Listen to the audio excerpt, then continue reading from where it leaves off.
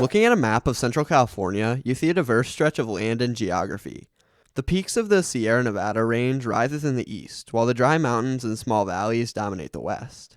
But between these much higher mountainous areas is California's Central Valley, one of the most interesting regions in the nation. This valley is absolutely rich in agriculture, producing over 250 different crops with an estimated value of $17 billion.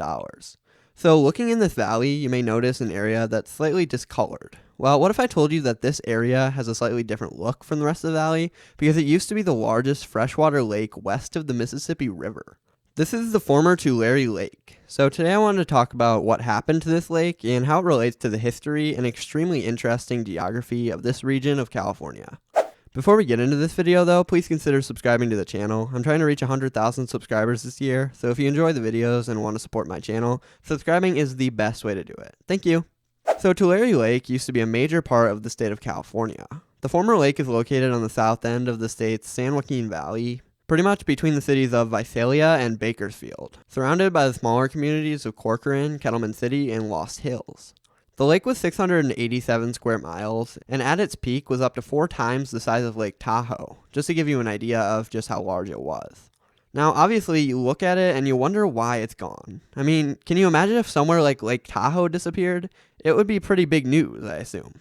As far as I can tell, the lake disappearing wasn't a massive deal even when it happened. And I know people didn't have the same environmental concerns, but you'd think it would be front page on California's newspaper or whatever they read in 1850. Anyway, to get into the history of this lake and what happened, you need to fully understand California's Central Valley. So the valley stretches 400 miles from the south near Bakersfield to the north near Redding. It's home to several large cities, including Sacramento, Stockton, Modesto, Fresno, and beautiful Bakersfield, as I said. All of these cities and most small towns in the valley are very agricultural, focusing on the massive industry that is farming in the Central Valley. The soil here is extremely fertile and is at a very low elevation, usually below 200 feet above sea level. So it'll be one of the first places underwater in 100 years. But why is this valley so fertile and so low compared to the surrounding mountains? Well, that's where we can finally get into the region's history. See, around 700,000 years ago, the valley was actually a massive lake, Lake Corcoran. Scientists debate where this lake stretched from, with them being pretty certain it covered the entire southern part of the valley from Sacramento. They also debate whether this lake would be an improvement over present day with the way Bakersfield looks. Either way, it's also believed this lake covered the entire thing at some point. But around 600,000 years ago, the southern part seemed to be the area of main importance. Now looking at this massive lake, which is the same size as Lake Michigan, you may guess it was formed through the San Francisco Bay Area and the mountains that are much lower, so the water can easily push through. And though that seems like a pretty good guess, the water actually came into the valley and formed the massive lake through the Monterey and Salinas and these lower valley areas, which is how it ended up drying up as well. See, a very important part of this region is the San Andreas fault line that forms the disconnect between the Pacific and North American plates. At some point in history, earthquakes and shifts ended up changing the location of these mountains and valleys and slowly removing that connection that formed the lake. So slowly, over around 100,000 years, Lake Corcoran disappeared and left a few lakes, most importantly Tulare Lake. I do believe this would be a much better plot for the hit movie San Andreas. This lake, mostly filled with snow runoff from the massive Sierra Nevada mountains, existed for a very long time, being an important part of the Central Valley. It's seen on several maps of the state from the 1800s and into the 1900s, and it's likely that there were several different cultures and settlements built around the lake. In fact, Tulare Lake may have had the largest population of Native Americans anywhere north of Mexico. And just going through a bit more of the history, there was an island in the lake called Skull Island. Basically, it was filled with graves of people around the area. These graves are likely a result of some sort of epidemic around 1833 that wiped out a good part of the region. Either way, American settlers entered the basin right around this time and settled in the southern part of the valley. They obviously found and understood the fertility of the region and began diverting the water to the many farms.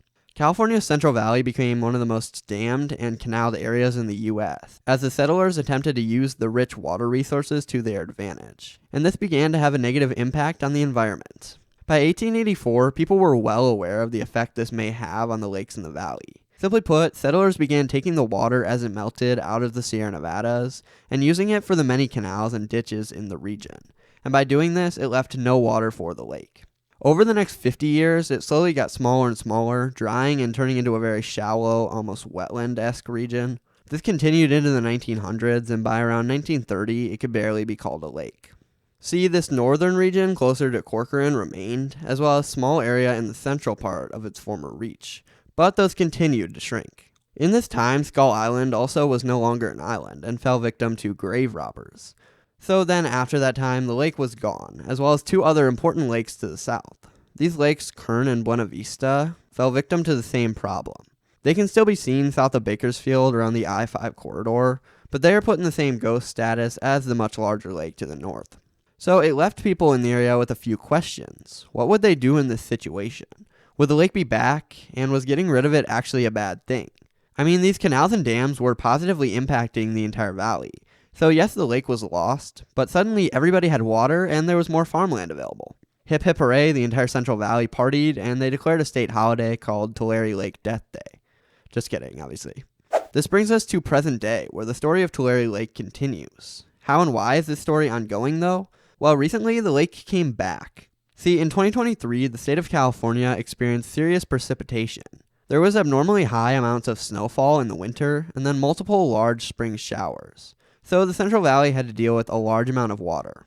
This water made its way to the depression that formerly held Tulare Lake, and it began to fill with water yet again. Roads that once passed all the way through the area suddenly ended as they went straight under the water. Hundreds of miles of farmland was wiped out as the lake came back for almost an entire year. Specifically in the north part of the lake, it started to look very similar to what it once was, which brought Tulare Lake back into the news. This actually happened a few times over the course of history, like 1942, 1969, and blah blah blah, a bunch of other years. Either way, this is a generally normal thing for the valley. So that brings up the question, what does the future hold for Tulare Lake? Will the state of California all come together and unite to pour buckets of water into the depression and bring the lake back? Well, probably not.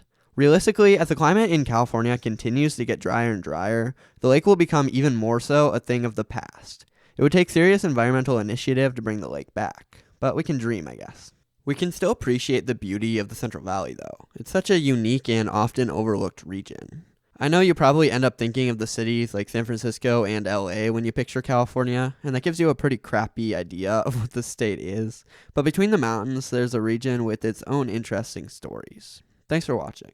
Thank you to the members this week: Jake Hofs, Andre Quintero, DS, Richard Horwell, Mick Kastner, D. Garcia, Stephen Phillips, CJ Brick, Big Pasty, Resident Contrarian, Hazev the Wolf, Bunny Honoshukin, Brock Sanders, Stephen Priestman, SB Wilder, Florida Jake, Sir JC17, Alex Williams, Makita Martinoff, Kurt Ainsley, Jerome McCall, KMS162, JL, Verizon, Rosebud 4, Darkbird, Wolfling73, Snyder Schwein, Benjamin Whitings, and Ryan Devins. I appreciate you all so much. You do so much for the channel. If you want to become a member, the link is down in the description below. I really appreciate it. All this money goes straight into my savings. So if you want to help me out in my future, help me out as a person, and you enjoy the videos, this is the best way to do it. So thank you very much. I really appreciate all of you. You are helping me out a ton.